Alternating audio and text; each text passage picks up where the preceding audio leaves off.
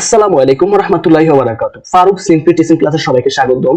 আজকে আমরা জাতীয় বিশ্ববিদ্যালয় অনার্স প্রথম বর্ষ 2000 পরীক্ষা 2023 সালের 23 সালে যারা পরীক্ষার্থী তাদের জন্য তোমাদের এডমিট কার্ড দেওয়া থাকবে। যারা 24 সালে পরীক্ষা দিবা, যারা তোমরা এখন যারা ফর্ম ফিল আপ করছো যারা ফার্স্ট ইয়ারে, তাদের জন্য এটা। তোমাদের এডমিট কার্ডে দেখবে তোমাদের 2023 এডমিট কার্ডে দেখবে তোমরা 2023 সালের শিক্ষার্থী।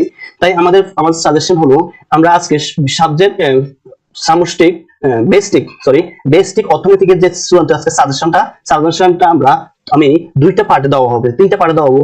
একটা হচ্ছে প্রথম পার্টে দেওয়া হবে 6টা অধ্যায়, দ্বিতীয় পার্টে অধ্যায় দেওয়া হবে 7টা অধ্যায়। এই হচ্ছে আমাদের 13টা অধ্যায় সাজেশন দেওয়া হবে। তারপর একটি পূর্ণাঙ্গ সবটা একটা ভিডিওর মাধ্যমে সাজেশন দেওয়া হবে। আশা করি তোমরা বুঝতে পারছো। প্রিয় শিক্ষার্থী, আমার কথাগুলো শোনার জন্য চেষ্টা করবা, ভিডিওটা তোমরা দেখবা, দেখি তোমরা বুঝতে চেষ্টা করবা। আমি ভিডিওর মধ্যে অনেকগুলো কথা বলবো, তোমরা ওই কথাগুলো শুনতে চেষ্টা করবা। প্রিয় শিক্ষার্থী, আমরা এর সাজেশনের মধ্যে আমি প্রথম অধ্যায় থেকে আমি এই 5-7টাকে সবচেয়ে গুরুত্বপূর্ণ মনে করছি। তোমরা এগুলো ভালোভাবে মুখস্থ করবা। মুখস্থ মানে এই না তুমি এগুলো অক্ষর ধরে ধরে এবং পৃষ্ঠা মুখস্থ করবা, এটা না। আমি বলছি তোমার আয়ত্তে তুমি লিখতে পারো, লিখতে যেন পারো, তোমাকে ওই যোগ্যতা অর্জন করতে হবে। এগুলো খাতা তুমি মুখস্থ করবা, এগুলো তোমার মনে থাকবে না, তুমি বুঝে বুঝে পড়বা, এগুলো কয়েকবার রিভাইজ দিবা। তুমি এরপরে খাতা নিজে বাজার চেষ্টা করবা, খাতায় লেখার জন্য একদিনে তোমরা শুধু ক বিভাগের প্রশ্নগুলো পড়বা। দ্বিতীয় দেখো, খ বিভাগ এবং গ বিভাগের জন্য আমি এই 9টা প্রশ্নকে সবচেয়ে গুরুত্বপূর্ণ মনে করছি। এগুলো 100% আসার সম্ভাবনা বেশি। তোমরা এগুলো প্রশ্নগুলো তোমরা আয়ত্ত করবা। এগুলো পয়েন্ট আকারে পড়তে হবে, তোমাকে পয়েন্ট আকারে লিখতে হবে খাতায়। আমি দেখছি আমার যারা পরীক্ষা দিয়েছিল তারা পয়েন্ট আকারে যারা দেয়নি তারা অনেক কিছু জন্য ফেল করছে।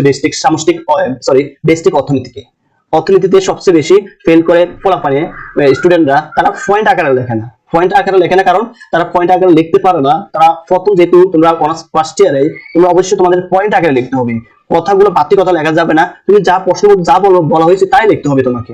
আশা করি তোমরা বুঝতে পারছো। এগুলো তোমরা পয়েন্ট আকারে শিখবা, শেখার পরে তোমরা কয়েকবার রিভাইজ দিবা। রিভাইজ দেওয়ার পরে তুমি নিজে কি বুঝছো ওই প্রশ্নটা তোমাকে নিজে খাতায় লিখতে হবে। নিজে তোমরা খাতায় প্র্যাকটিস করবা এবং চেষ্টা করবা। প্রিয় শিক্ষার্থী, আমরা দ্বিতীয় অধ্যায় থেকে ক বিভাগের যোগের দেওয়া আছে 2টা, মোট 6টা দেওয়া আছে। এখানে দেওয়া আছে 2টি আর এখানে দেওয়া আছে 4টি।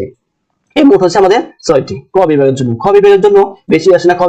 তোমাদের খ বিভাগের জন্য আমি এই 3টা 100% আসার সম্ভাবনা বেশি। 3টার থেকে একটা আসার সম্ভাবনা সবচেয়ে বেশি। তোমরা ভালোভাবে আয়ত্ত করবা। তারপরে আমাদের তৃতীয় অধ্যায় দেখো। তৃতীয় অধ্যায় থেকে আমরা ক বিভাগের জন্য আমি এই 7টাকে সবচেয়ে গুরুত্বপূর্ণ মনে করছি। এই খ বিভাগের জন্য তুমি তৃতীয় অধ্যায় থেকে তোমাদের কোশ্চেন আসবে। প্রথম এবং তৃতীয় অধ্যায় থেকে কোশ্চেন আসে এবং সবচেয়ে বেশি। তারপর দেখো, ঘ বিভাগের জন্য আমি এই 7টাকে সবচেয়ে গুরুত্বপূর্ণ আসার সম্ভাবনা 100%। তোমরা এগুলো আয়ত্ত করবা, তোমরা মুখস্থ করবে না, আয়ত্ত করবা। মুখস্থ করলে তোমার এত মুখস্থ থাকবে না। আয়ত্ত করে তোমরা খাতা প্র্যাকটিস করবা। এগুলো করলে তুমি অন্য যদি কোশ্চেন যদি আসে তখন তুমি এগুলো থেকে বানায় লিখতে পারবা। তোমরা যদি চেষ্টা না করো, এগুলো তোমরা মুখস্থ করবে না, তোমরা খাতায় কয়েকবার প্রশ্ন করবা, পরে তুমি নিজে খাতায় লেখার চেষ্টা করো। পয়েন্টগুলো তুমি মুখস্থ করতে পারো, এগুলোর পরে তুমি বানায় লেখার চেষ্টা করো। এগুলো থেকে তোমার অ্যানালাইসিস করো। তুমি এগুলো মুখস্থ করবে না, মুখস্থ করলে তোমার এগুলো থাকবে না। পয়েন্ট আকারে তোমাদের লিখতে হবে, খাতার লেখাগুলো সুন্দরভাবে লিখতে হবে, কাটাছিড়া করা যাবে না খাতার মধ্যে। তারপরে তোমরা এখানে আছে চতুর্থ অধ্যায় দেখো।